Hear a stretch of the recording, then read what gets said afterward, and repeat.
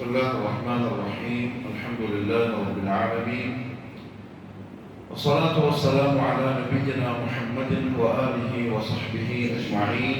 أما بعد، رب اشرح لي صدري ويسر لي أمري واحلل عقدة من لساني يفقه قولي. سبحانك لا علم لنا إلا ما علمتنا إنك أنت العليم الحكيم. اللهم ألهمني مراشد أموري وأعذني من شرور نفسي ومن سيئات أعمالي.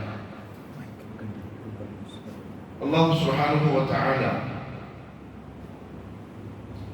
സത്യവിശ്വാസികളോട് ഏറ്റവും അധികം ആവശ്യപ്പെടുന്ന ഒരു കാര്യം അവരവരുടെ ആദർശത്തെ അല്ലെങ്കിൽ ഈമാനിനെ സംരക്ഷിക്കാൻ, അതിനെന്തെങ്കിലും പോറലേറ്റാൽ, മറ്റെന്തെങ്കിലും ന്യൂനതകൾ സംഭവിച്ചാൽ അത് വിശ്വാസികൾക്ക് നാളെ ആഖിറത്തിന് അപകടം ചെയ്യും. നമ്മൾ ജീവിക്കുന്നതേ ആഖിറത്തിന് വേണ്ടിയിട്ടാണ്. അങ്ങനെ ആവണം. അല്ലാഹു അങ്ങനെ ആക്കി തരട്ടെ. കാരണം ദുനിയാവല്ലല്ലോ മനുഷ്യന്റെ ലക്ഷ്യം. അദ്ദുനിയാ മസ്റഅത്തുൽ ആഖിറ. ദുനിയാവ് യഥാർത്ഥത്തിൽ ആഖിറത്തിന്റെ കൃഷിസ്ഥലമാണ്. നമ്മൾ ഇവിടെ എന്താണോ കൃഷി ഇറക്കുന്നത് അതിന്റെ വിളവായിരിക്കും നാളെ ആഖിറത്തിൽ കൊയ്യാൻ പറ്റുക. അതുകൊണ്ടല്ലേ നബി സല്ലല്ലാഹു അലൈഹി വസല്ലം പറഞ്ഞത്, യഥാർത്ഥത്തിലുള്ള ബുദ്ധിമാൻ അൽ കയ്യിസ്, ശരിക്കും തലച്ചോറുള്ളവൻ, ദുനിയാവിൽ ആഖിറത്തിന് വേണ്ടി ഒരുങ്ങി ജീവിക്കുന്നവനാണ്. കാരണം അവിടെയാണ് ശരിക്കും നമ്മൾ ജീവിക്കേണ്ടത്. ആഖിറത്തിനെ മറന്ന് ദുനിയാവിൽ ജീവിക്കുന്നവൻ യഥാർത്ഥത്തിൽ രണ്ടും നഷ്ടപ്പെടുത്തുകയാണ്. ദുനിയാവും നശിപ്പിക്കുകയാണ്, കാലാകാലത്തേക്കുള്ള ആഖിറവും നശിപ്പിക്കുകയാണ്. നബി സല്ലല്ലാഹു അലൈഹി വസല്ലം എത്ര ഗൗരവത്തിനാണ് ആഖിറത്തിന്റെ കാര്യങ്ങൾ പറഞ്ഞ് സത്യവിശ്വാസികളെ പ്രോത്സാഹിപ്പിക്കുന്നത് ആഖിറം ഉണ്ടാക്കാൻ. അതുകൊണ്ട് ഈമാൻ എന്തെങ്കിലും അപാകതകൾ വന്നാൽ നാളെ ആഖിറം നഷ്ടമായി പോകും. എത്രത്തോളം അതിനെ സൂക്ഷിക്കണം, സംരക്ഷിക്കണം. ഒരു ചെറിയ പോറൽ, ഡാമേജ് സംഭവിക്കുന്ന ഒരു കാര്യം നമ്മുടെ മുന്നിൽ വന്നാൽ അതൊരു ചെറുതല്ലേ, അത് പിന്നെ ശരിയാക്കിക്കോളാം എന്ന ഒരു നിലപാട് സത്യവിശ്വാസിക്ക് ഒരിക്കലും ഉണ്ടായിക്കോളാം. നമ്മുടെ ആരോഗ്യം നോക്കുന്നുണ്ടല്ലോ. ആരോഗ്യം നമ്മൾ സംരക്ഷിക്കുന്നവരാണ്. ആരോഗ്യം നഷ്ടപ്പെട്ടാൽ ഉണ്ടാവുന്ന പ്രയാസങ്ങൾ അറിയുന്നതിനെ കൊണ്ട്, അല്ലെങ്കിൽ ആരോഗ്യം നഷ്ടപ്പെട്ട് പ്രയാസങ്ങൾ അനുഭവിക്കുന്ന ആളുകളെ കണ്ട് നമുക്ക് പരിചയമുള്ളതുകൊണ്ട്, ഇന്ന ഭക്ഷണം കഴിച്ചാൽ ഇന്ന പ്രശ്നം ഉണ്ടാവും അറിഞ്ഞാൽ പിന്നെ ആ ഭക്ഷണം തൊടൂല. കണ്ണിന് ഇന്ന കാഴ്ച, അല്ലെങ്കിൽ ഇന്ന നോട്ടം, ഇന്ന വെളിച്ചം, ഇന്ന പ്രകാശം കണ്ണിന് പ്രശ്നമാണ് എന്ന് നമ്മൾ വിശ്വസിക്കുന്ന ഒരു ഡോക്ടർ പറഞ്ഞാൽ പിന്നെ നമ്മൾ വെളിച്ചം നോക്കുകയില്ല. അതിനുള്ള സുരക്ഷാ സംവിധാനങ്ങൾ പൈസ കൊടുത്തിട്ട് നമ്മൾ ഒരുക്കും. കാരണം ഇതിന്റെ വില അറിയുന്നതിനെ കൊണ്ടാണ്. കാഴ്ച പോയാൽ എന്ത് ചെയ്യും, അന്ധനായി പോയാൽ, കുരുടനായി പോയാൽ, ജീവിതം ഇരുട്ടത്തായി പോയാൽ ഇതിന്റെ ബോധം നമുക്കുണ്ട്. ഇന്ന കാര്യം നിങ്ങൾ ചെയ്തൂടാ, ഇന്ന് തിന്നൂടാ, ഇന്ന് പ്രവർത്തിച്ചൂടാ, ആന്തരിക അവയവങ്ങൾക്ക് ഇന്ന പ്രശ്നങ്ങളൊക്കെ വരാനുള്ള ചാൻസ് ഉണ്ട്. ഒരു ചാൻസ് പറയപ്പെട്ടാൽ മതി. നമ്മളുടെ ആരോഗ്യത്തെ പറ്റിയുള്ള നമ്മളുടെ ആ ഒരു ആവലാതിയില്, നമ്മളുടെ ഒരു വേവലാതിയില് അതൊക്കെ നമ്മൾ ഒഴിവാക്കും. നമ്മളെ വാഹനം നമ്മൾ എത്രത്തോളം സംരക്ഷിക്കും. ഒരു സ്ക്രാച്ച് വന്നു, ഒരു പോറൽ വന്നു, നിസ്കരിക്കുമ്പോൾ സലാം കിട്ടുന്നത് വരെ പിന്നെ ആ ചിന്തയാണ്. കിടന്നിട്ട് ഉറക്കം പോലും വരുന്നില്ല ശരിയാക്കാതെ. അങ്ങനെയല്ലോ ദുനിയാവിൽ നമ്മളുമായി ബന്ധപ്പെട്ട് നമുക്ക് ഇഷ്ടമുള്ള, നമ്മൾ വിലമതിക്കുന്ന ഓരോ കാര്യങ്ങളും, ഓരോ വസ്തുക്കളും എന്തെങ്കിലും ഒരു പോരായ്മ വന്നു പോകുന്നു പേടിച്ച് നമ്മൾ സുരക്ഷിതത്വം ഉണ്ടാക്കുന്നവരാണ്. പക്ഷെ ഈമാന്റെ കാര്യത്തിൽ മാത്രം നമ്മൾ അപകടത്തിലായി പോവാൻ. ഈമാനെ അത്ര ഒരു വിലയുള്ള സംഗതിയായി കണ്ട് അതിനൊരു പോറലും പറ്റാതെ സംരക്ഷിക്കാൻ നമുക്ക് നിർബന്ധവും കൂടിയാണ്. കാരണം നേരത്തെ പറഞ്ഞ ഒന്നുമില്ലെങ്കിലും ദുനിയാവിൽ അതിൻ്റെതായ പ്രയാസങ്ങൾ ഉണ്ടാവുന്നേ ഉള്ളൂ. ആഖിറത്തിൽ വേറെ പ്രശ്നങ്ങളൊന്നുമില്ല. പക്ഷെ ഈമാൻ, തൗഹീദ് അങ്ങനെയല്ല. എന്തെങ്കിലും പ്രശ്നം വന്നാൽ അവൻ നാളെ ആഖിറത്തിൽ നഷ്ടവാളികളുടെ കൂട്ടത്തിലായിരിക്കും. ആരെയും സഹായിക്കൂല എന്നുള്ള കാര്യം ഉറപ്പാണ്. فإذا نفخ في الصور نفخة فإذا نفخ في الصور فلا أنساب بينهم يومئذ ولا يتساءلون. കൃത്യമായിട്ടുള്ള ആ കാഹളത്തിൽ ഊതപ്പെട്ട് കഴിഞ്ഞാൽ അത് ഊതുന്നുള്ള കാര്യം ഉറപ്പാണ്. അത് വിശ്വസിക്കുന്ന മുഅ്മിനീങ്ങളാണ് നമ്മൾ. എന്നിട്ടും നമ്മൾ ഗഫലത്തിലേക്ക് പോകുന്നുണ്ടെങ്കിൽ അത്ര അപകടകരമാണ് കാര്യമെന്ന് വേണം മനസ്സിലാക്കാൻ. നബി സല്ലല്ലാഹു അലൈഹി വസല്ലം പറഞ്ഞു, കൈഫ അൻഅം, ഞാൻ എങ്ങനെയാണ് ദുനിയാവിൽ സുഖമായി ജീവിക്കുക, എന്ത് റാഹത്താണ് എനിക്ക് കിട്ടുക. ഞാൻ ആകാശയാത്രയിൽ ഇസ്രാഫീലിനെ കണ്ടു, കാഹളം കേൾപ്പിക്കപ്പെട്ട മലക്കിനെ. അദ്ദേഹം അത് തന്റെ ചുണ്ടിനോട് ചേർത്ത് വെച്ച് നെറ്റി ചുളിച്ച്, ഹദീസിൽ വന്ന വാക്കെങ്ങനെയാ, നെറ്റികൾ ചുളിച്ച് മുകളിലേക്ക് അല്ലാഹുവിന്റെ കൽപ്പനക്ക് കാത്തിരിക്കുന്ന അവസ്ഥയിലാണ് ഞാൻ കണ്ടത്. കൽപ്പന കിട്ടേണ്ട താമസം ഊതും. അതിൽ ഊതപ്പെട്ട് കഴിഞ്ഞാലോ പിന്നെ അവർക്കിടയിൽ ബന്ധങ്ങളൊന്നുമില്ല. ഉപ്പ ഉമ്മ മക്കൾ ഭാര്യ ഭർത്താവ് കൂടപ്പിറപ്പുകൾ കൂട്ടുകാർ അയൽവാസികൾ ബന്ധുക്കൾ ഉറ്റവർ ഉടയവർ ഇനി ആ ബന്ധങ്ങളൊന്നുമില്ല. ബന്ധങ്ങളില്ലാതെ മാത്രമാണോ അവര് പരസ്പരം അങ്ങോട്ടും ഇങ്ങോട്ടും ഒന്ന് ചോദിക്കുക പോലുമില്ല. അങ്ങനത്തെ ഒരു ലോകത്തേക്ക് ഞാൻ നിങ്ങൾ പോവാൻ പോകുന്നു. ഇബ്നു അബ്ബാസ് റളിയല്ലാഹു അൻഹു തഫ്സീർ പറഞ്ഞു, നാളെ മഹ്ശറിൽ മനുഷ്യന്മാരൊക്കെ ഒരുമിച്ച് കൂട്ടപ്പെടുന്ന ആ ദിവസത്തിന് പരസ്പരം അങ്ങോട്ടും ഇങ്ങോട്ടും നമുക്ക് മനസ്സിലാവും, ഇതിന്റെ ഉപ്പയാണ്, ഇതിന്റെ ഉമ്മയാണ്, കൂടപ്പിറപ്പുകളാണ്, ഇത് ചങ്ങാതിയാണ്, ഇത് ഭർത്താവാണ്, ഇത് ഭാര്യയാണ്. എല്ലാവർക്കും അങ്ങോട്ടും ഇങ്ങോട്ടും ധാരണയുണ്ടാവും. പക്ഷെ ആരും പരസ്പരം അങ്ങോട്ടും ഇങ്ങോട്ടും നോക്കൂല, കാര്യങ്ങൾ അന്വേഷിക്കില്ല, വർത്താനം പറയും. കടുപ്പത്തിൽ അല്ലാഹു ഒരു വാക്ക് പറഞ്ഞു, വലാ യസ്അലു ഹമീമുൻ ഹമീമൻ. ഹമീം എന്ന് പറഞ്ഞാൽ ഉറ്റ ചങ്ങാതിക്ക് പറയുന്ന പേരാണ്. ഉറ്റ ചങ്ങാതി. അവര് പോലും അങ്ങോട്ടും ഇങ്ങോട്ടും ഒന്നും ചോദിക്കൂല. കാരണം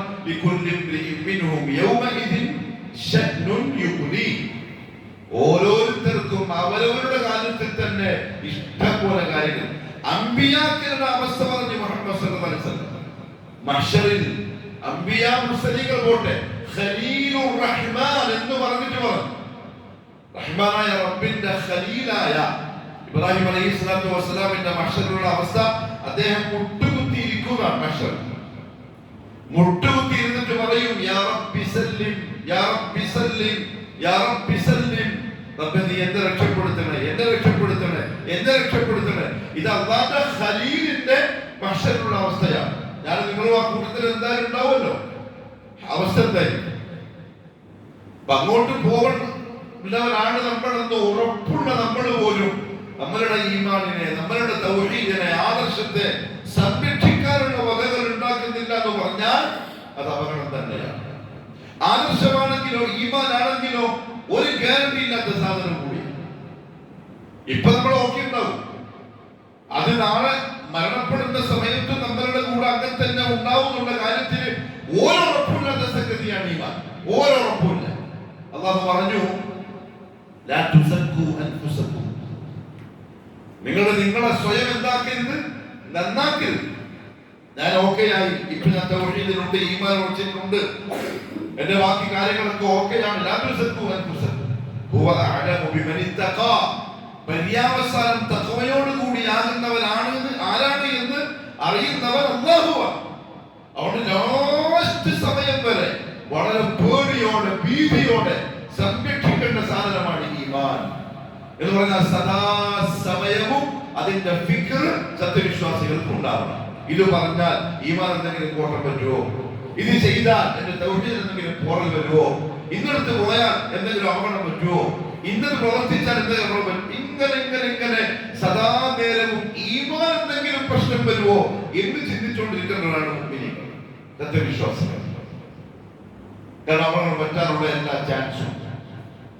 റസൂലുള്ളാഹി സ്വല്ലല്ലാഹു അലൈഹി വസല്ലമയുടെ കൂടെ സുഹ്ബത്തിൽ അഥവാ നബിയുടെ സഹാബിയായി ജീവിച്ച ആളുകൾ, അവരെ പറ്റിയല്ലേ അല്ലാഹു റളിയല്ലാഹു അൻഹും വറദു അൻഹു എന്ന് പറഞ്ഞു, സഹാബാക്കളെ പറ്റി. ആ സഹാബിയായി ജീവിച്ചവർ ആണ് അബൂബക്കർ സിദ്ദീഖ് റളിയല്ലാഹു തആല അൻഹുവിന്റെ കാലത്ത് ഇനി നമ്മൾ സക്കാത്ത് കൊടുക്കൂല എന്ന് പറഞ്ഞിട്ട് മുർത്തത്തുകളായി പോയത്. സുഹ്ബത്തുള്ള ആള്, നബി സല്ലല്ലാഹു അലൈഹി വസല്ലമയുടെ വഹയി എഴുതിക്കൊണ്ടിരുന്ന ആളാണ്. അവസാനം ഞാൻ പറഞ്ഞു കൊടുക്കുന്നതാ മുഹമ്മദ് പറയുന്നതെന്ന് വാദിച്ചിട്ട് മുർത്തത്തായി പോയത്. പിന്നെ അദ്ദേഹം ഇസ്ലാമിലേക്ക് തിരിച്ചു വന്നു. ഒരു ഗ്യാരണ്ടി ഇല്ലാത്ത സാധനം. ഒരു ഉറപ്പിലും ഒരു ധൈര്യത്തിലും ദുനിയാവിൽ നമുക്ക് ഈമാൻ ഉണ്ടാവുമെന്ന് കഴിയാൻ പറ്റൂല.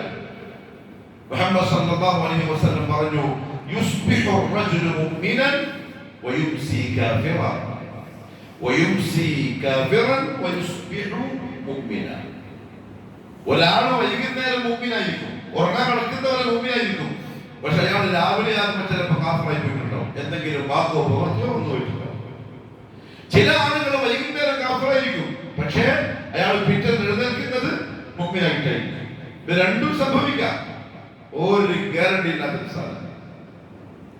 നിങ്ങൾ നോക്കിയാൽ നമ്മൾ കഴിഞ്ഞ സൂചിപ്പിച്ച പോലെ ബഹുമാനപ്പെട്ട ഇബ്രാഹിം അലൈഹി സ്വലാത്തു വസ്സലാം, ഇമാമുൽ മുവഹ്ഹിദീൻ,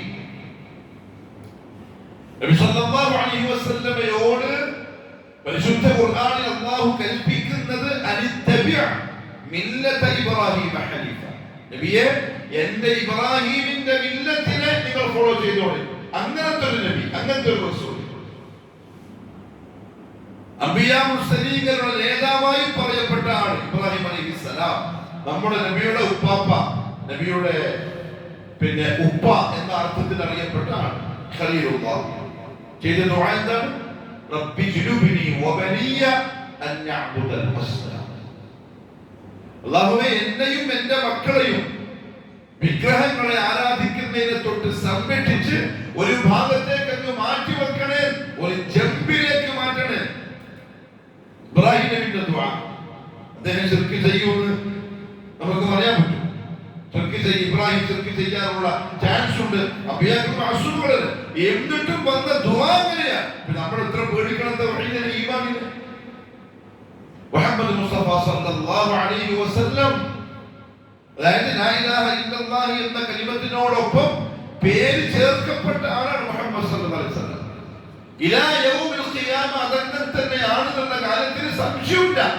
എന്നിട്ടും ദുആ ചെയ്തു, അല്ലാഹുമ്മ ഇന്നി അഊദു ബിക മിൻ അൻ നുശ്രിക ബിക ശൈഅൻ അഅലമ. അല്ലാഹുവേ, അറിഞ്ഞോട് ശിർക്ക് ചെയ്ത ഭൂമിയെ തൊട്ട് ഞാൻ നിന്നോട് കാവൽ തേടുന്നു. വഅസ്തഗ്ഫിറുക ലിമാ ലാ അഅലമു, അറിയാണ്ട് വന്നു ഭൂമിയെ തൊട്ട് ഞാൻ നിന്നോട് പൊറുക്കലിനെ തേടുന്നു. നമ്മൾ എത്ര ശ്രദ്ധിക്കണം, എത്ര സൂക്ഷിക്കണം. ശൈഖുൽ ഇസ്ലാം മുഹമ്മദ് ഇബ്നു അബ്ദുൽ വഹാബ് റഹിമഹുല്ലാഹു തആല ആ ഒരു ചിന്തയും ശ്രദ്ധയും സത്യവിശ്വാസികൾക്ക് ഉണ്ടാക്കി തന്നിട്ടുണ്ട്. അദ്ദേഹം ഒരു ഇമാമാണ്. ഇമാം എന്ന് എല്ലാവരും പറയാൻ പറ്റില്ല. ഇമാം കൊണ്ട് ഉദ്ദേശം നിസ്കരിക്കുമ്പോൾ മുമ്പിൽ നിൽക്കുന്ന ആണെന്ന അർത്ഥത്തിലല്ല. ഇമാം, നേതാവ്, മുസ്ലിമീങ്ങളുടെ മുഅ്മിനീങ്ങളുടെ നേതാവ്. ഇമാം രണ്ടർത്ഥത്തിലാണ് അവർ ഉപയോഗിക്കുക, മുത്ലഖൻ മുഖയ്യദൻ. ഇമാമത്ത് രണ്ട് വിഭാഗം. ഒന്ന് മുത്ലഖൻ, ദീനുൽ ഇസ്ലാമുമായി ബന്ധപ്പെട്ട എല്ലാ വിഷയങ്ങളിലും ഇമാമത്തിന് കെൽപ്പുള്ള വ്യക്തി, നേതൃത്വം കൊടുക്കാൻ. അത് ഖുർആന്റെ വിഷയത്തിലും ഹദീസിന്റെ കാര്യത്തിലും അതേപോലെ തന്നെ ഫിഖഹിന്റെ കാര്യത്തിലും അറബി ഭാഷയുടെ കാര്യത്തിലും അഖീദയുടെ ഇൽമിലും കച്ചവടത്തിന്റെ ഇൽമിലും അങ്ങനെ എല്ലാ വിഷയങ്ങളിലും അഗാധമായ പാണ്ഡിത്യമുള്ള മുഅ്മിനീങ്ങൾക്ക് നേതൃത്വം കൊടുക്കാൻ പറ്റുന്ന ആള്, അയാൾക്ക് ഇമാം എന്ന് വിളിക്കാം. മുത്തലഖൻ, അങ്ങനെ ചുരുക്കി ചില ആളുകളേ ഉള്ളൂ.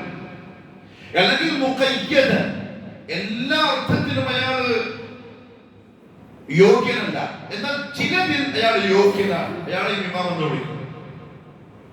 ശൈഖുൽ ഇസ്ലാം ഇബ്നു അബ്ദുൽ വഹാബ് റഹിമഹുല്ലാഹു തആല ഇമാം എന്ന് വിളിക്കപ്പെട്ടത് മുത്ലഖൻ ഇമാമത്തിലാണ്. എല്ലാ വിഷയത്തിലും അദ്ദേഹത്തിന്റെ ഇമാമത്ത് പൂർണ്ണമാണ്. പിന്നെ ഇല്ല, ലാ ഉസക്കി അലല്ലാഹി അഹദൻ, പോരായ്മകൾ മനുഷ്യനാണ് സംഭവിക്കാതിരിക്കുക. ഇമാം അൻ-നവവി റഹിമഹുല്ലാഹു തആലയെ പോലെ, ഇമാം ഇബ്നു ഹജർ, ഇവരൊക്കെ മുഖയ്യദായ ഇമാമുകളാണ്. ഹദീസിന്റെ വിഷയത്തിൽ അവർ ഇമാമാണ്, എന്നാൽ മറ്റു ചില വിഷയങ്ങളിൽ അവർക്ക് ചില പോരായ്മകളും ന്യൂനതകളും ഉണ്ട് താനും. ശൈഖുൽ ഇസ്ലാം പൂർണ്ണ അർത്ഥത്തിലുള്ള ഇമാമാണ്. എന്നാൽ ചില ആളുകൾക്ക് ഒരു യോഗ്യതയും ഇല്ലാതെ ഇമാം എന്ന് വിളിക്കപ്പെട്ടിട്ടുമുണ്ട്. അവർ അഹ്ലുസുന്നയെ സംബന്ധിച്ചിടത്തോളം ഇമാമുകളെ അല്ലതാണ്. ഇന്നപ്പോഴും ഈ കാലത്ത് ചില ആളുകളെ ഖമറുൽ ഉലമ, സുൽത്താനുൽ ഉലമ, സുൽത്താനുൽ ആരിഫീൻ എന്നൊക്കെ പേരിട്ട് വിളിക്കപ്പെടുന്നത് പോലെ ഒരു യോഗ്യതയില്ലാത്ത, ഒരു അർഹതയില്ലാത്ത പേരുകൾ. എന്തുകൊണ്ട്? അഖീദ തന്നെ വികലം. പിന്നെ ഇങ്ങനെ ഈ പേര് അവർക്ക് ചേരുക? ഇബ്നു അബ്ദുൽ വഹാബ് റഹിമഹുല്ലാഹു തആല അഹ്ലുസുന്ന വൽ ജമാഅയുടെ ഇമാമായി അറിയപ്പെട്ട വ്യക്തിയാണ് എല്ലാ വിഷയങ്ങളിലും. രണ്ടാമത്തെ അദ്ദേഹം ഒരു മുജദ്ദിദാണ്, തജ്ദീദ് ചെയ്ത ആളാണ്. മുജദ്ദിദ് കൊണ്ട് ഉദ്ദേശിക്കപ്പെടുന്നത് വികലം, ദീൻ ഹഖ് വികലമാക്കപ്പെടുമ്പോൾ അതിനെ ആ ഹഖിന്റെ യഥാർത്ഥ സത്തയിലേക്ക് തിരിച്ചു കൊണ്ടുവരുന്നവൻ, അതാണ് മുജദ്ദിദ്. ദുനിയാവിൽ പല തരത്തിലുള്ള മുജദ്ദിദീങ്ങളുണ്ട്, നവോത്ഥാന നായകന്മാർ പല രീതിയിലും പല മേഖലകളിലും മുജദ്ദിദുകളുണ്ട്. എത്രത്തോളം എന്ന് പറഞ്ഞാല് ആൺ പെൺ എന്ന് പറയുന്ന രണ്ട് വർഗത്തെ ഒന്നാക്കാനായി പെടാപ്പാടുപെടുകയും അതിനുവേണ്ടിയുള്ള സമരങ്ങൾ നടത്തുന്നു, പ്രസംഗിക്കുന്നു, എഴുതുന്നു, അതിനുവേണ്ടി ക്യാമ്പയിനുകൾ സംഘടിപ്പിക്കുന്നു.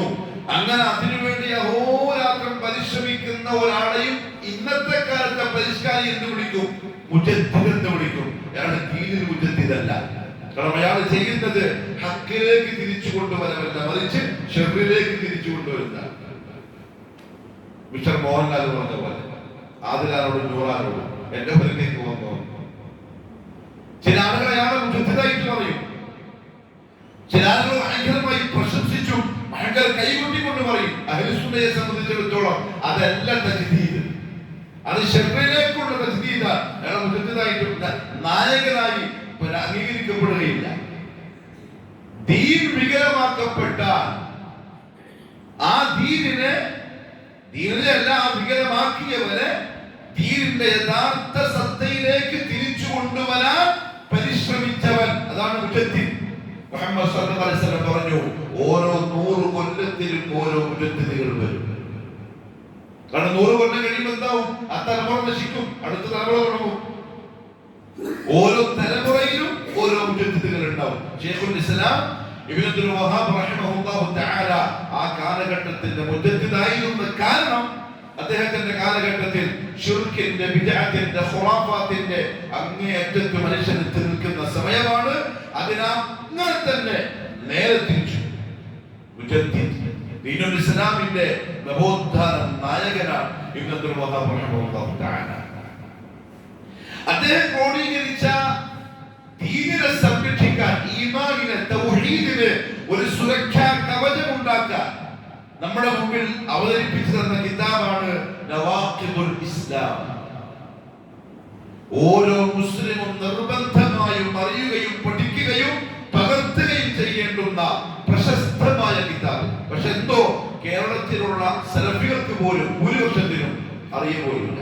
അത് നമുക്ക് വന്ന വലിയ ഒരു അപാകത തന്നെയാണ്. നമ്മളെന്ത് പറഞ്ഞാൽ എത്ര വർഷമായി പ്രവർത്തിക്കുന്നവരായ നമുക്ക് ആ കിതാബ് പരിചയം പോലുമില്ല. പക്ഷെ അങ്ങനെയല്ല അഹ്ലുസുന്ന വൽ ജമാഅയുടെ വക്താക്കൾ, അവർക്ക് ഈ കിതാബ് സുപരിചിതമാണ്. വഹാബി തന്നെ നമ്മൾ അറിയപ്പെടുന്ന പോലും, നമ്മൾ വിളിക്കപ്പെടുന്ന പേര് പോലും വഹാബിയാണ്. ഇബ്നു അബ്ദുൽ വഹാബിലേക്ക് ചേർത്തുകൊണ്ടാണ് വിളിക്കുന്നത്. അങ്ങനെ വിളിക്കപ്പെട്ട സ്ഥിതിക്കെങ്കിലും അദ്ദേഹം നമുക്ക് ചെയ്തു തന്ന ഈ നന്മകൾ അറിയണമായിരുന്നു. പക്ഷെ അറിയാതെ പോയി. തെറ്റ് തന്നെയാണ്, കുറവ് തന്നെയാണ്. എത്ര ന്യായീകരിച്ചാൽ അതിന് തിരിച്ചു വരവ് അനിവാര്യമാണ്. പ്രിയപ്പെട്ടത്, പള്ളികളും മെഹ്റാബുകളും മിമ്പറുകളും അല്ലാഹു റബ്ബുൽ ഇസ്സത്ത് തരുന്നത് അതിനു വേണ്ടിയിട്ടാണ്. ഒരു തിരിച്ചറിവ് വരവ് വേണം.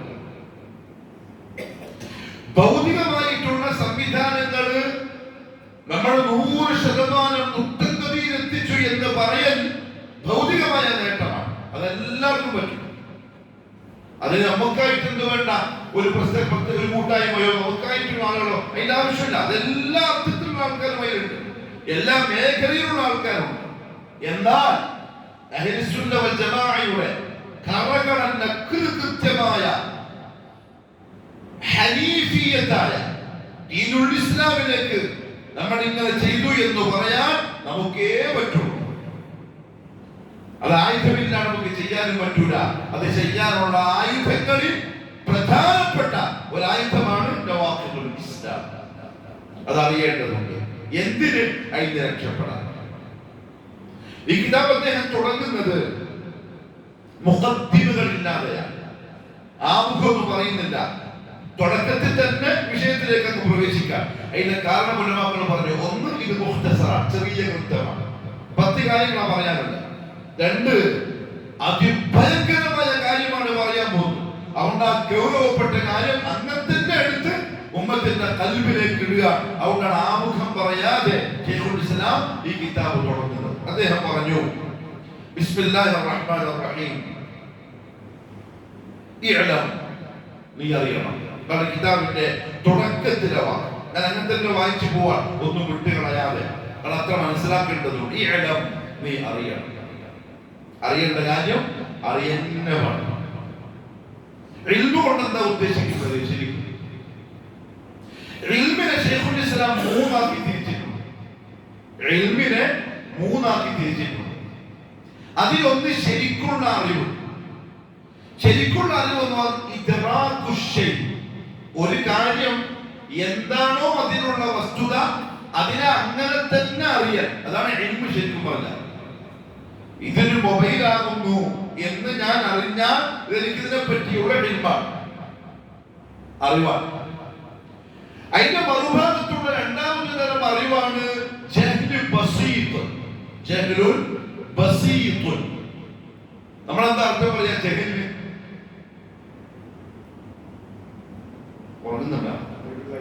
അറിവില്ലായ്മ, അതല്ല ഇതിന്റെ അർത്ഥം.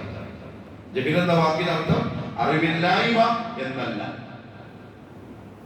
മറിച്ച് എന്താണോ അറിയേണ്ടത് അതിന് പകരം മറ്റൊന്ന് അറിഞ്ഞു വെക്കുന്നതിന്റെ പേരാണ് ജഹൽ. എന്താണോ അറിയേണ്ടത് അതിന് പകരം വേറെ ഒന്ന്, അതിന്റെ ഉൾട്ട അറിയുക, അതിന്റെ പേരാണ് ജഹൽ. അപ്പൊ അറിവില്ലായ്മ എന്ന് പറയാൻ കഴിയില്ല. അറിയേണ്ടത് അറിയാതെ പോവുക, അത് 2 തരത്തിലാണ്. ഒന്ന് ജഹ്ലുൽ ബസീത്ത്. ജഹ്ലുൽ ബസീത്ത് എന്ന് പറഞ്ഞാൽ അറിയേയില്ല. എന്താണോ അറിയേണ്ടത് ആ കാര്യത്തെ പറ്റിയുള്ള അറിവേ അവനില്ല. ആ അറിവ്, ആ ജഹ്ല് പെട്ടെന്ന് പരിഹരിക്കപ്പെടാവുന്ന ഒരു രോഗമാണ്. അതുപോലെ അറിയില്ല. അറിയാത്തത് കൊണ്ട് തന്നെ ആ കാര്യം എന്ത് എന്ന് ഒരു കൃത്യമായി പറഞ്ഞു കൊടുത്ത് അറിഞ്ഞാൽ നേരത്തെ പ്രശ്നം കഴിഞ്ഞു. ഇതാണ് ജഹ്ലുൽ ബസീത്ത്. ഭൂരിപക്ഷവും അങ്ങനെയാണ്. മൂന്നാമത്തെ വിഭാഗം ജഹ്ലുൽ മുറക്കബ്. അതെന്താണെന്നറിയോ? ഇതാണ് ശരി, പക്ഷെ അയാൾ അതിന്റെ നേരെ ഉൾട്ട ശരിയാണെന്ന് തെറ്റിദ്ധരിച്ചു പഠിച്ചു കൊടുക്കുക. ആ ഒരു തെറ്റിദ്ധാരണ അപകടം പിടിച്ച അറിവാണ്. അവനെ തിരുത്തലും പ്രയാസമാണ്, അവ വിട്ടുതരില്ല. ജഹ്ലുൽ മുറക്കബ്. ഉദാഹരണത്തിന് ഉസ്താദ്മാർ പറയുന്ന ഉദാഹരണം, കഴുത ആലിമാണോ ജാഹിലാണോ? ജാഹിലാണ്. കഴുതെന്ന് പറയുന്നു. കർണാടകത്തിലൊക്കെ വേറെ പേരല്ല. കഴുത ജാഹിലാണ്. എന്തുകൊണ്ട്? ഏത് ജഹൽ? ജഹ്ലു ബസീത്താണോ ജഹ്ലു മുറക്കബാണോ? ഞാൻ പറഞ്ഞില്ല. ബസീത്താണ്. ജഹ്ലു ബസീത്താണ്. ഒന്നും അറിയില്ല പാവം.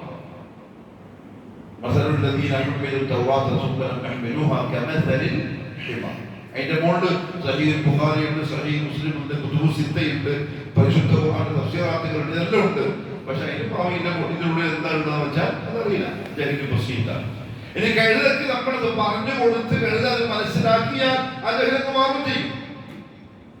എന്നാൽ ആ കഴുതന്റെ മുതലാളി, ആ കഴുതയുടെ മുതലാളി, ആ മുതലാളി എന്താണോ ഹക്ക് അതിന് ബദലായി അതിന്റെ നേരെ ഉൾട്ടുള്ള കാര്യത്തെ ഹക്കാണെന്ന് വിചാരിച്ച് പഠിച്ചു വെച്ചിരിക്കുക.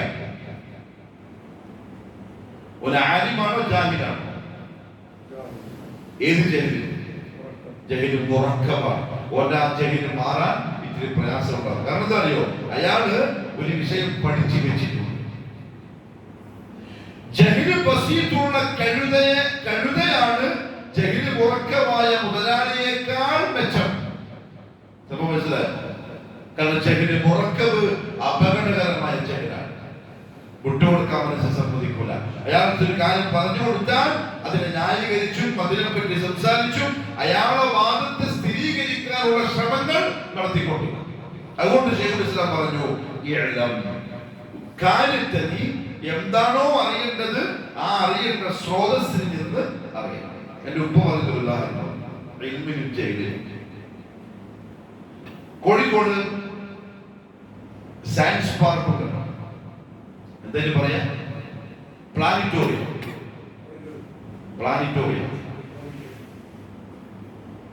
അവിടെ നമ്മൾ കയറി പോകുമ്പോൾ തന്നെ ഇപ്പോഴും ഉണ്ട്. ഞാനിപ്പോ മാസങ്ങൾക്ക് മുമ്പ് പോയപ്പോഴും അവിടെ സാധനമുണ്ട്. 3-4 വിഗ്രഹങ്ങൾ വെച്ചിട്ടുണ്ട്. വിഗ്രഹം അല്ലെങ്കിൽ ബിംബങ്ങൾ. ഒന്നൊരു വലിയ കൊലനെ, അതിന്റെ കുറച്ചിപ്പുറത്ത് കുറച്ച് പരിണാമം പ്രാപിച്ചൊരു കൊലനെ, അതിന്റെ ഇപ്പുറത്ത് കുറച്ചുകൂടി പരിണാമം പ്രാപിച്ച ഒറ്റ നോട്ടത്തിൽ മനുഷ്യനെ പോലെ തോന്നുന്നൊരു കൊലനെ, അതിന്റെ അപ്പുറത്ത് ഒരു മനുഷ്യൻ.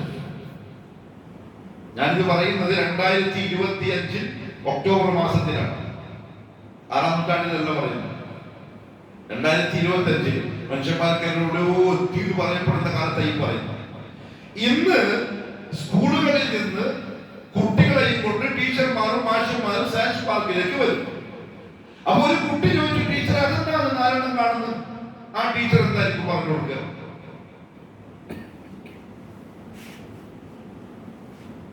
ചോദിച്ച മനസ്സിലായില്ല. എന്തായാലും പറഞ്ഞു കൊടുക്കുക, ആ ഒന്നാമത്തെ കാണുന്ന കൊലങ്ങനാണ് നിന്റെ വെല്ലച്ഛൻ അല്ലെങ്കിൽ നിന്റെ വെല്ലുപ്പ. അതിന്റെ ഇപ്പുറത്തുള്ളതാണ് അതിന്റെ ഇപ്പുറത്തുപ്പ, അതിന്റെ ഇപ്പുറത്തുള്ളത് അതിന്റെ ഇപ്പുറത്തുപ്പ, മറ്റത് നമ്മൾ തന്നെ.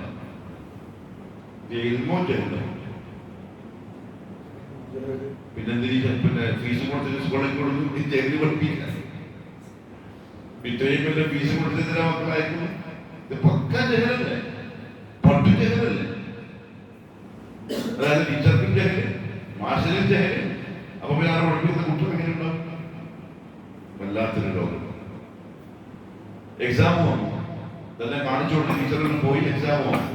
ക്വസ്റ്റ്യൻ നമ്പർ 1, മനുഷ്യരുണ്ടായത് എങ്ങനെ?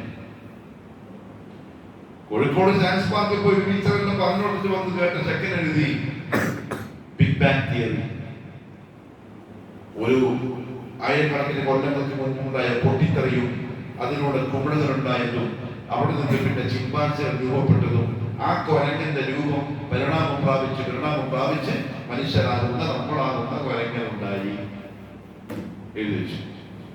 വേറെ ചെക്കൻ സെൽഫി പള്ളിയിൽ ദർശനം 3 ചങ്ങയ്യ ഓൻ എഴുതി വെച്ചു, ഇന്നാ ഖലഖനൽ ഇൻസാന മിൻ നുത്ഫത്തിൻ അംശാജ്. ഇതിന് മാർക്കാർക്കാ ടീച്ചർ കൊടുക്കുക. എന്തിനു സ്കൂൾ? പിന്നെ എന്തിനു സ്കൂള്? ടീച്ചർ ഒരു മാർക്ക് പോലും കൊടുത്തു. ആർക്ക്? കൊലങ്ങന്റെ പരിണാമം പ്രാപിച്ചിട്ടാണ് മനുഷ്യനുണ്ടായത് എന്ന ആൻസറിന് മാർക്ക് കൊടുത്തു. രണ്ടാമത്തോട് എഴുതി കണ്ട ടീച്ചർ എന്ത് ചെയ്യാം? ഉപ്പനോട് സംതിങ് റോങ്, നിങ്ങളുടെ മോൻ എന്തോ സംഭവിച്ചിട്ടുണ്ട്, നിങ്ങളൊന്ന് ശ്രദ്ധിക്കണം. ഖുർആൻ ആയത്തിൽ എഴുതുന്നുണ്ട്. ഇത് ശരിക്കുള്ള ആ ജവാബ് എന്താണ്? ഈ രണ്ടാമത്തോട് എഴുതിയതാണ്. ഒരു ഒട്ടിപ്പിടിക്കുന്ന ബീജത്തുള്ളിൽ നിന്നും അല്ലാഹു മനുഷ്യനെ സൃഷ്ടിച്ചിരിക്കുന്നു. അതാണ് എഴുതുന്നത്. മറ്റേത് ജഹലാണ്. അതുകൊണ്ട് തന്നെ സയൻസിന്റെ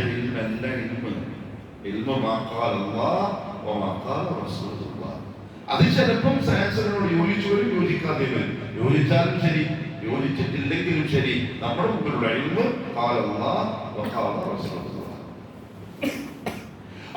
നമ്മൾ ഈ പറയുന്ന ഇൽമിനോട് സയൻസ് യോജിച്ചാലേ നമുക്ക് അംഗീകരിക്കാൻ പറ്റൂ എന്നുണ്ടെങ്കിൽ ഇലാ യൗമിൽ ഖിയാമ ഒരു പക്ക മുസ്ലിം ആവാൻ അവന് സാധ്യമേ അല്ല. കാരണം എന്താ അറിയോ? സൂറത്തുൽ ബഖറയിൽ അല്ലാഹു ഈമാനെ പറ്റി പറഞ്ഞു തുടങ്ങുന്നത് തന്നെ അല്ലദീന യുമിനൂന ബിൽ ഗൈബ്. സയൻസിന്റെ ഇൽമുകൊണ്ടല്ല പറയുന്നത്, ഗൈബിൽ വിശ്വാസം ഉൾക്കൊള്ളുന്നവൻ. ആ ഗൈബ് ഏതാ? ഖാല അല്ലാഹ് വഖാല റസൂലുള്ളാഹ്. ഉലമാക്ക് കുറേ കാര്യങ്ങൾ ആ വിഷയത്തെ ചർച്ച ചെയ്യും. മനുഷ്യൻ ചന്ദ്രനിൽ പോയിട്ടുണ്ടാവും.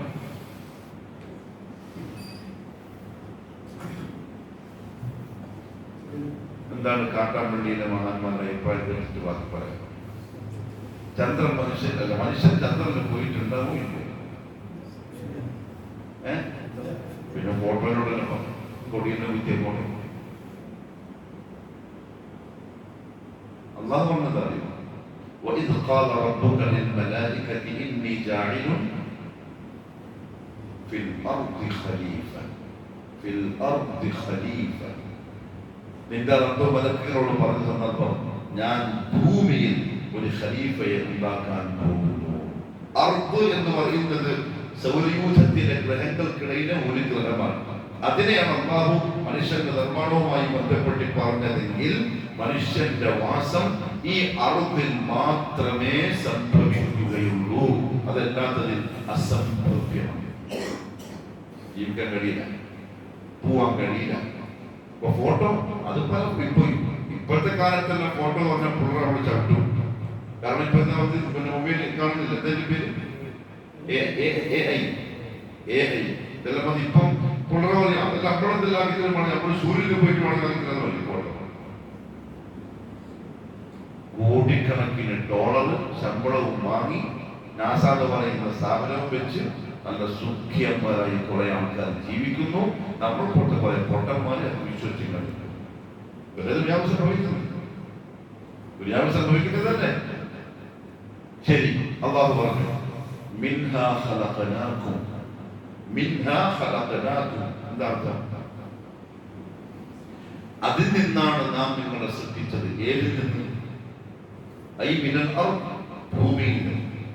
വഫീഹാ നുഈദുകും, അവിടേക്ക് തന്നെ ഞാൻ നിങ്ങളെ മടക്കുകയും ചെയ്യും. ബാക്കി വമിൻഹാ നുഖ്രിജുകും താറതൻ ഉഖ്റാ, മറ്റൊരു പ്രാവശ്യം അവിടെ നിന്നും തന്നെ ഞാൻ നിങ്ങളെ പുറത്തേക്ക് കൊണ്ടുവരും. അപ്പൊ എന്തോ ഉറപ്പായി? മനുഷ്യന്റെ അവസാനം ഭൂമിയിൽ തന്നെയായിരിക്കും. പിന്നെ ആരാ നമ്മളെ പറഞ്ഞു പറ്റിച്ച് ഈ ചന്ദ്രന്റെ താമസം തുടങ്ങാൻ പോവാണ്? പരിപാടിയല്ല. ഇതാണ്. മറ്റൊരു സയൻസ് ജഡിലാണ്. ശരിയുമാവാം തെറ്റുമാവാം. പക്ഷെ ഇതോ ശരിയേ ആവൂ, തെറ്റാവില്ല. അവിടെ പ്രിയപ്പെട്ടവരെ, ശൈഖുൽ ഇസ്ലാം അദ്ദേഹത്തിന്റെ അധിക കിതാബിന്റെ തുടങ്ങുകയാണ് ഈ രണ്ടും. നീ അറിയേണ്ട സ്രോതസ് എന്നറിയണം, ഇല്ലെങ്കിൽ പഠിച്ചു. അതുകൊണ്ടാണ് അഹ്ലുസുന്ന വൽ ജമാഅ അവരുടെ ഉസൂല് പറഞ്ഞപ്പോ ഒന്നാമത്തെ ഉസൂല് പറഞ്ഞു. അഹ്ലുസുന്ന വൽ ജമാഅത്തിന്റെ വക്താക്കൾ അവരുടെ ഇഅ്തിഖാദിയായ വിശ്വാസപരമായ കാര്യങ്ങൾ സ്വീകരിക്കുന്നത് രണ്ടേ രണ്ട് സ്രോതസ്സിൽ നിന്ന് മാത്രമാണ്. ഖാല അല്ലാഹ് വഖാല റസൂലുള്ളാഹ്. അതിന് അങ്ങോട്ടും പോകില്ല, ഇങ്ങോട്ടും പോകും. അതെനിക്ക് മനസ്സിലായാലും ശരി, മനസ്സിലാവുന്നില്ലെങ്കിലും ശരി, അത് തന്നെയാണ് സത്യം. അതുകൊണ്ട് നീ അറിയണം, അറിയേണ്ടതുപോലെ അറിയണം. അന്ന നവാഖിബൽ ഇസ്ലാമി അശ്റഫു, ഇസ്ലാമിനെ മുറിച്ചു കളയുന്ന കാര്യങ്ങൾ 10 എണ്ണമാകുന്നു. നവാഖിബ് എന്ന് പറഞ്ഞാൽ നാഖിബിന്റെ ബഹുവചന രൂപമാണ്. നാഖിബ് മുറിക്കുന്നത് എന്നർത്ഥം. വാക്കർത്ഥം ലോകത്തെ ഭാഷാപരമായി പറഞ്ഞാൽ ഒരു വസ്തുവിനെ ഇല്ലാതാക്കൽ, അതാണ് നഖബ ഐ അഫ്സദഹു, ഒരു സാധനത്തിനെ ഇല്ലാതാക്കൽ. അതിന് പറയുന്ന പേരാണ് നാഖിബ്. അത് ഇസ്ലാമിനോട് ചേർത്ത് പറഞ്ഞതിന്റെ അർത്ഥം ഇസ്ലാമിനെ ഇല്ലാതാക്കുന്ന കാര്യങ്ങൾ. ഇതുപോലെ പണ്ട് നമ്മള് നവാഖിദുസ് സ്വലാത്ത് അല്ലെങ്കിൽ നവാഖിദുൽ വുദൂ എന്നൊക്കെ പഠിച്ച പോലെ ഇന്ന കാര്യം വന്നാൽ അത് വുദൂഇനെ ഫസാദാക്കും. ഒരാൾക്ക് ഗ്യാസ് പോയി, അയാളുടെ കൂടെ അതിന്റെ കൂടെ വുദൂവും പോയി, അഥവാ വുദൂഇനെ അത് ഫസാദാക്കി.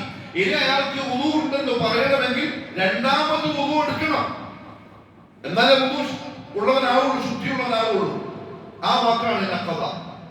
എങ്കിൽ ഇസ്ലാം നശിച്ചു പോകുന്ന സംഗതികൾ എന്ന് പറയുന്ന ഇക്കാര്യങ്ങൾ ഒരാളിൽ വന്നു പോയാൽ വുദൂ നശിച്ച പോലെ അയാളുടെ ദീൻ നശിച്ചു.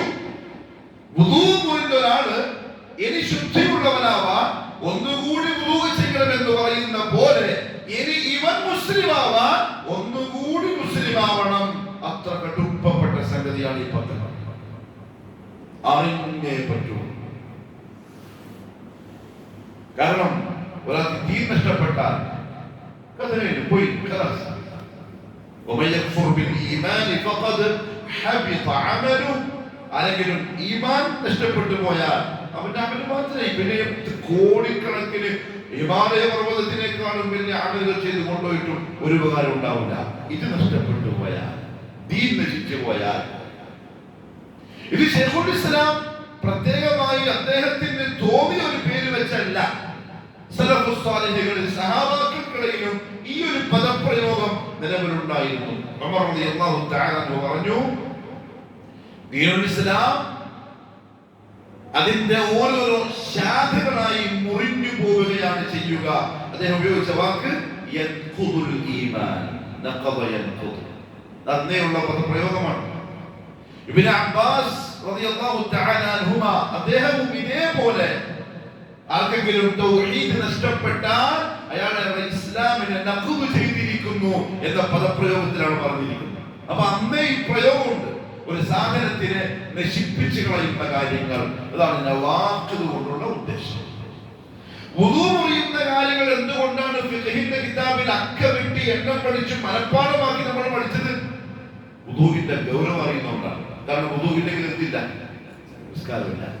നമുക്ക് നിസ്കാരത്തിന്റെ വിലയുണ്ട്. അവിടെ നിസ്കാരത്തിന്റെ താക്കോലായ വുദൂവിനെ പറ്റി അറിയാം.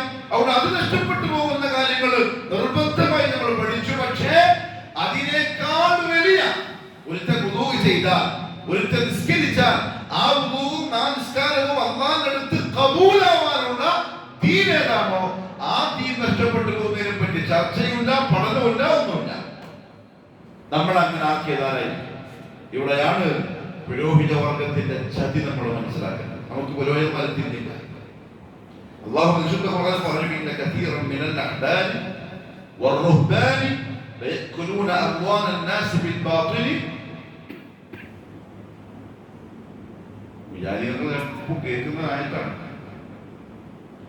ഇന്ന കസീറൻ മിനൽ അഹ്ബാരി വറുഹ്ബാനി ലയഅകുലൂന അംവാലൻ നാസ് ബിൽ ബാതിലി വയസുദ്ദൂന അൻ സബീലില്ലാഹ്.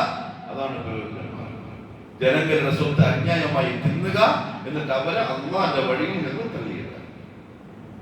അള്ളാന്റെ വഴിയിൽ നിന്ന് തള്ളാൻ അവർക്ക് എന്ത് ഇൽമാണോ വേണ്ടത് ആ ഇൽമ കൊടുത്താൽ തള്ളിടാൻ പറ്റൂല.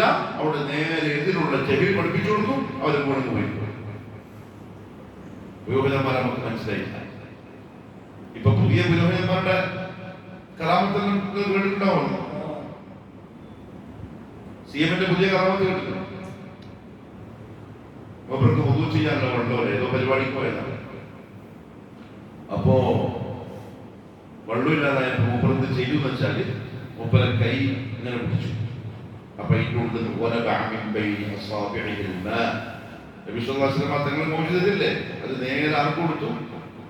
ഇതാണ് പുരോഹിതൻ.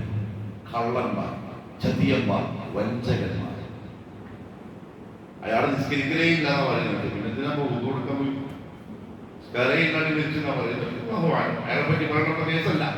പക്ഷെ വിഷയം പറഞ്ഞതാണ്, ഇതാണ് പുരോഹിത വർഗം. കേരളത്തിൽ യഥാർത്ഥത്തിൽ പറഞ്ഞാൽ അറബി ഭാഷ പഠനം ഉണ്ടായിട്ടില്ലേ? ഇല്ല ഭാഷ ഉണ്ടായിരുന്നു. പിന്നെ അതെങ്ങനെ അറബി മലയാളത്തിലേക്ക് മാറി? പണ്ടേ അറബി ടച്ചിന്റെ കേരളത്തിന് മലബാറിന് പണ്ടേ കച്ചവടക്കാർക്ക് കേരളവുമായിട്ട് ബന്ധമുണ്ട്. ശരിക്കും ആ പഠനം കൃത്യമായി പോയിരുന്നുവെങ്കിൽ ഇന്ന് കേരളത്തിലുള്ള സാധാരണക്കാർക്ക് വരെ പ്രമാണങ്ങൾ അറബി ഭാഷയിൽ മനസ്സിലാക്കാൻ പറ്റുമായിരുന്നു. അതിന്റെ അപകടം തിരിച്ചറിയുന്ന ഈ കള്ളന്മാർ അറബി മലയാളത്തിലേക്ക് ഭാഷയെ മാറ്റി. അതോടെ അറബി ഇല്ലാണ്ട് ഇപ്പോഴും കേരളത്തിൽ റസ്മുൽ ഉസ്മാനിയിലുള്ള ഖുർആൻ ഓതാൻ അറിയാത്ത മുസ്ലിമുണ്ട്. ഒരാൾക്ക് മലബാർ ലിപി മാത്രമേ ഓതാൻ പറ്റുള്ളൂ. അതുകൊണ്ട് കേരളത്തിലല്ലാണ്ട് പുറത്തോടെ കിട്ടൂല. പുരോഹിതന്മാരുണ്ടാക്കി വെച്ച ചതിയാണ് ഈ ഉമ്മത്തിൽ. അറബി മലയാളത്തിലേക്ക് ഭാഷ മാറ്റി അതോടുകൂടി അറബി അങ്ങ് ഇല്ലാണ്ട്. ഉറുദു എന്തുകൊണ്ട് ഇല്ലാണ്ടായി അറിയാം? എന്റെ ഉപ്പ പറയുന്നു, തബ്ലീഗ് ജമാഅത്ത് കേരളത്തിലേക്ക് വന്നപ്പോ തബ്ലീഗിലേക്ക് പോയ ആൾക്കാർ പോവാൻ തുടങ്ങി. കാരണം ഉറുദു ആണല്ലോ തബ്ലീഗിന്റെ മർക്കസ്, അതിന്റെ അസുര്. അത് മനസ്സിലാക്കി കളഞ്ഞു വെച്ചിട്ട് അവരെന്ത് ചെയ്തു? അതും ഇല്ലാണ്ട്. പുരോഹിതൻ. അല്ലാഹു ഖുർആനെ പറ്റി പറഞ്ഞിട്ടുണ്ടെങ്കിൽ അവർ അപകടകാരികളാണ്. അവർ തകർക്കുന്നത് ഉമ്മത്തിന്റെ സമ്പത്തല്ല, ഉമ്മത്തിന്റെ ആദർശമാണ്. അള്ളാന്റെ വഴിയെ തൊട്ട് ആളുകളെ പുറത്താക്കുന്ന പരിപാടിയാണ്. അവരൊളിപ്പിച്ചതാണ് ഇങ്ങനെ വാക്കുകൾ ഇസ്ലാമിനെ. എന്തുകൊണ്ടാണ് പറയാൻ കാരണം അറിയോ? കഴിഞ്ഞു പോയ ഫുഖഹാക്കളുടെ കിതാബുകളിൽ വളരെ വ്യക്തമായിട്ട് ഈ വിഷയങ്ങൾ വന്നിട്ടുണ്ട്. പേര് ചെയ്താന്ന് മാത്രം. നമ്മുടെ നവാഖിദുൽ ഇസ്ലാം എന്ന് പറയുന്നു. അവർ അസ്ബാബുൽ റിദ്ദ എന്ന പേരിൽ ഫിഖ് ഗ്രന്ഥങ്ങളിൽ ഈ വിഷയം പഠിപ്പിക്കപ്പെട്ടിട്ടുണ്ട്. പക്ഷെ കേരളത്തിൽ അധികം ആൾക്കാർക്ക് പോലും അറിയില്ല. മുർത്തദ്ദായി പോകുന്ന കാരണങ്ങൾ എന്ന് പറഞ്ഞിട്ട് ഈ വിഷയങ്ങൾ പറയുന്നുണ്ട് ഫിഖിന്റെ കിതാബുകളിൽ. പക്ഷെ പഠിപ്പിച്ചിട്ട് ഹൈദ്, നിഫാസ്, ജനാബത്ത്, നിസ്കാരം, വുദൂ, നോമ്പ്, സക്കാത്ത്, ഹജ്ജ് ഇതിനപ്പുറത്തേക്ക് പോയില്ല. ഇസ്ലാം കാര്യങ്ങളിൽ ഒന്നാമത്തെ പറ്റിയുള്ള ഇൽമില്ല. 2 തൊട്ട് 5 വരെയുള്ള 4 കാര്യങ്ങളെ പറ്റി നല്ല ധാരണ മുസ്ലിമുകൾക്ക്. ഷഹാദത്തിനെ പറ്റി ഒരു ധാരണയില്ല.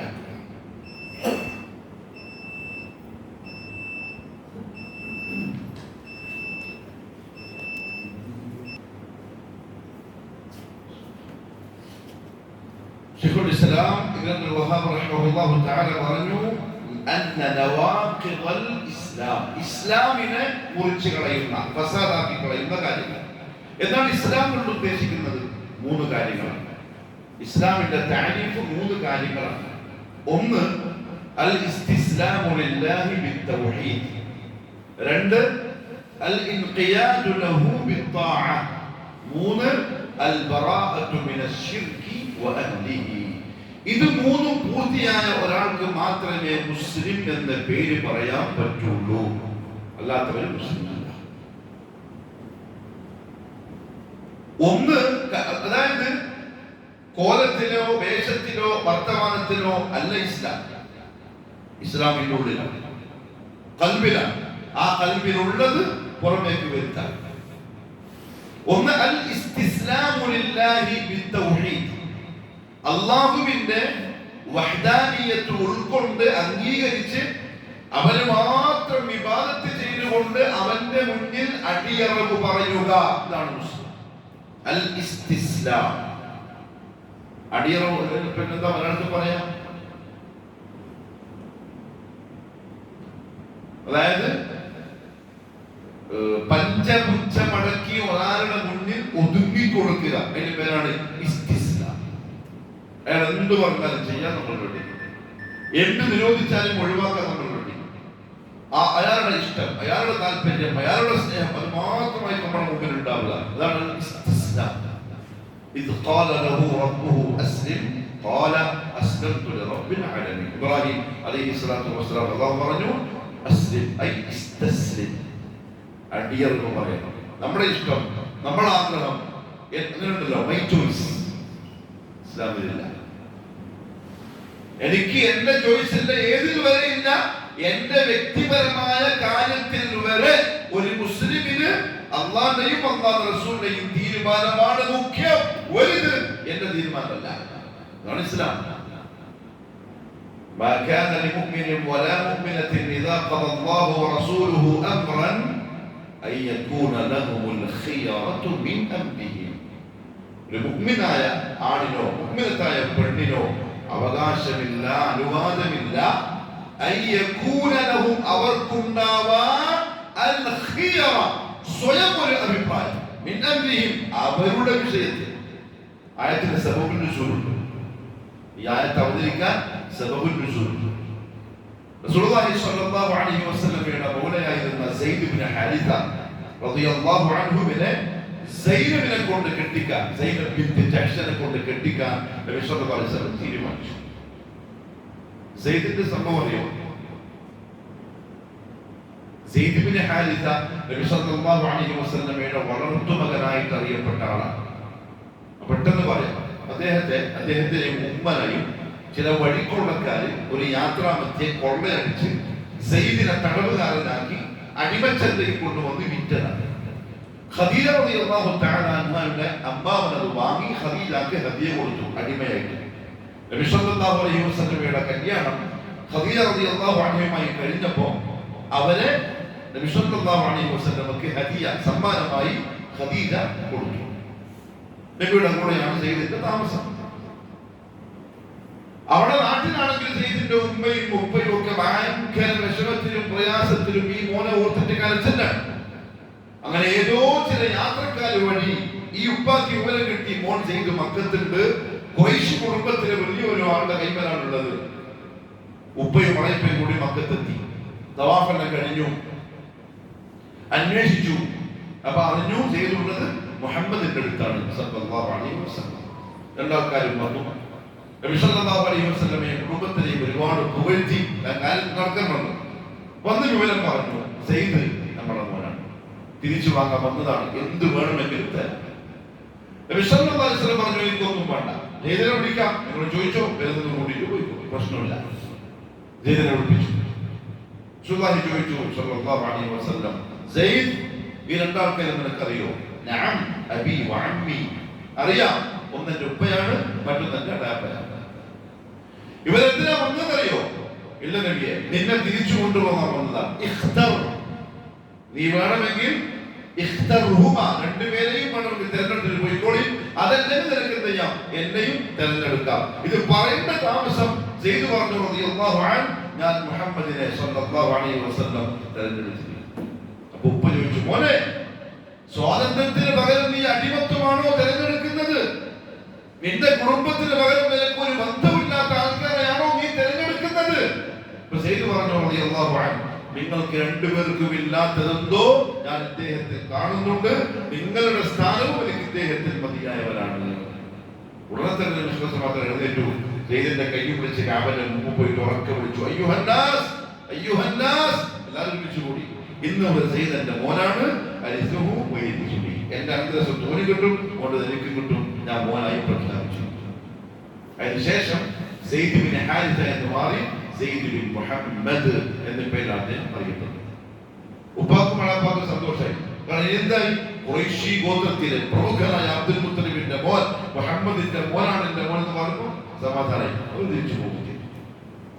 പക്ഷെ അല്ലാഹു സൂറത്തുൽ അഹ്സാബിൽ ആയത്തിറക്കി, നിങ്ങളുടെ മക്കളെ മാത്രമേ നിങ്ങളിലേക്ക് ചേർത്ത് വിളിക്കാവൂ. ആരാന്റെ മക്കളെ? നിങ്ങളുടെ മക്കളിലേക്ക്, നിങ്ങളുടെ പേരിലേക്ക് ചേർത്ത് വിളിക്കാൻ പാടുള്ളതല്ല. നബി സല്ലല്ലാഹു അലൈഹി വസല്ലം പ്രഖ്യാപിച്ചു, ഇനി മുതൽ സെയ്ദ് ഇബ്നു മുഹമ്മദ് എന്ന് വിളിക്കണ്ട, സെയ്ദ് എന്റെ മൗലയാണ്, എന്റെ അടിമയാണ്, എന്നോടൊപ്പം ഉണ്ടാവും. അതുകൊണ്ടാണ് ദത്തെടുക്കൽ ഇസ്ലാമിൽ ഇല്ലാത്തത്. ദത്തെടുത്താൽ ആ കുഞ്ഞിന് ഒരിക്കലും നമ്മൾ, ഞാനൊരു പെൺകുട്ടിയെ ദത്തെടുത്താൽ അവൾക്ക് പ്രായപൂർത്തിയാവരോട് കൂടി ഞാൻ അജനബിയായി. ഇപ്പല്ല, എനിക്ക് വലിയാവാൻ, ഇനി എന്റെ ഭാര്യ പാല് കൊടുത്താൽ തന്നെയും എനിക്ക് വലിയാവാൻ പറ്റില്ല. ആ കുട്ടിയുടെ എനിക്ക് കാണാൻ പറ്റും മഹറമായി, പക്ഷെ വലിയാവാൻ പറ്റില്ല. ബീജബന്ധത്തിന്, രക്തബന്ധത്തിന് അത്ര വലിയ വിലയുണ്ട്. അതുകൊണ്ടാണ് ചില ഉലമാക്കൾ പറഞ്ഞ ഭാര്യമാർ കല്യാണം കഴിയുന്നതോടുകൂടെ പെൺകുട്ടികൾ എന്താവും, ഉപ്പാന്റെ പേര് മാറ്റിയിട്ട് മാപ്പിളുടെ പേര് പോകും. ശരിയല്ല. കാരണം ആ ബന്ധം എപ്പോഴും തകരാം. പറഞ്ഞു ഒട്ടിച്ചു, തൊല്ലത്തുക എന്ന് പറഞ്ഞാൽ ആ പശക പോയി. പക്ഷെ ഉപ്പാന്റെ ബന്ധങ്ങളെയല്ല, ഉപ്പാന്റെ പേരെ വെക്കാവൂ. വാപ്പയെ മാറ്റി പറയുന്നത് അല്ലാഹുവിന്റെ ശാപം നബി സല്ലല്ലാഹു അലൈഹി വസല്ലം മാത്രമേ പറഞ്ഞിട്ടുള്ളൂ. ഭയങ്കര ഡേഞ്ചർ കാര്യമാണ്. റസൂലുള്ളാഹി സ്വല്ലല്ലാഹു അലൈഹി വസല്ലം തങ്ങൾ ഈ സെയ്ദിനെ സെയ്ദിനെ കൊണ്ട് കെട്ടിക്കാൻ തീരുമാനിച്ചു.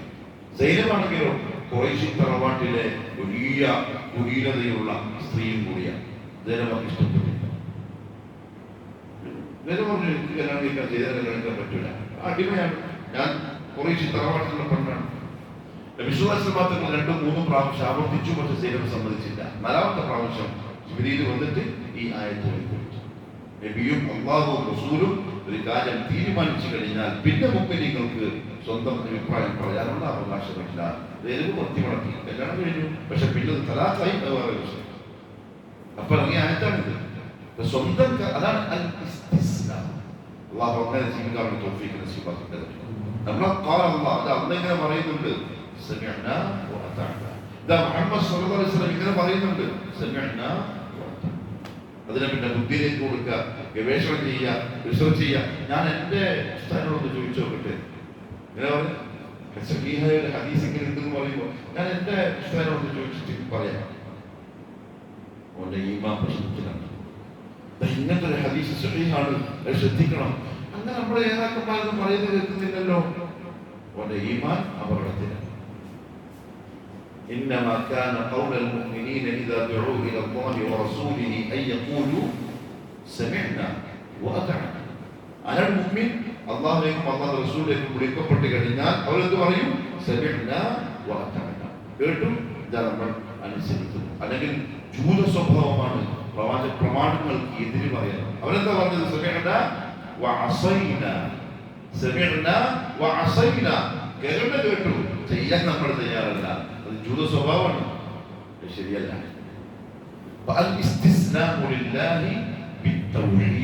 തൗഹീദ് ഉൾക്കൊണ്ടുകൊണ്ട് അല്ലാഹുവിന്റെ മുമ്പിൽ അടി. ഇനി ഒരാൾ അല്ലാഹു പറയുന്നത് പോലെ ജീവിക്കുന്നു, കൽപ്പനകൾക്ക് അനുസരിച്ച് നിരോധിക്കപ്പെട്ട കാര്യങ്ങൾക്ക് ഒഴിവാക്കി ഭയങ്കര സൂക്ഷ്മതയിൽ, പക്ഷെ തൗഹീദ് ഇല്ലെങ്കിൽ അതും ഇസ്തിസ്ലാമല്ല. തൗഹീദ് മെയിനാണ്, അസ്ലാം. രണ്ട്, അൽ ഇൻഖിയാദു ലഹു ബിത്ത്വാഅ. മുവഹിദായി കഴിഞ്ഞാൽ പിന്നെ അവനെ അനുസരിച്ചുകൊണ്ട് അവന്റെ കൽപ്പനകൾക്ക് വിധേയനായി ജീവിക്കുക. അൽ ഇൻഖിയാദ്, സ്വന്തത്തെ വിധേയമാക്കി കൊടുക്കുക. അല്ലാഹുവിനെ രാവിലെ സുബ്ഹി എണീക്കണം, എണീക്കാൻ തയ്യാറാണ്. 2 റക്അത്ത് നിസ്കരിക്കണം, ഞാൻ തയ്യാറാണ്. റമദാനിൽ നോമ്പെടുക്കണം, തയ്യാറാണ്. സ്വത്തിന്റെ 2% വർഷാവർഷം സക്കാത്ത് കൊടുക്കണം, ഞാൻ തയ്യാറാണ്. വസ്ത്രം ഇങ്ങനെയാവണം, ഞാൻ തയ്യാറാണ്. അവിടെ നോക്കരുത്, ഞാൻ നോക്കുന്നില്ല. അൽ ഇൻഖിയാദു ലഹു ബിത്ത്വാഅ. മുവഹിദായിരിക്കുക, എന്നിട്ട് ഇബാദത്തില്ലാതിരിക്കുക, അത് നടക്കൂല. അതിനർത്ഥം അറിയോ?